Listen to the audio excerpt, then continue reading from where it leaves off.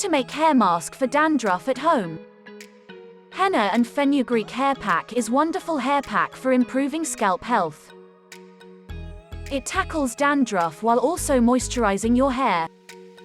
For this remedy, you will need the following ingredients: 4 tablespoons henna powder, 1/2 cup fenugreek seeds, 1 cup curd, and 1 lemon.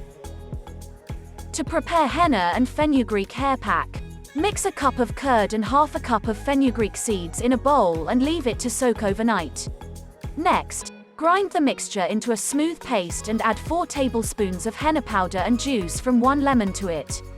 Then, mix the concoction well, and apply this pack to your scalp and hair. Leave it on for about 45 minutes.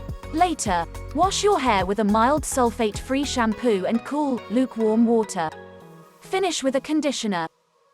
For best results, you can use this pack once a week. Hope you did get some value out of our today's video.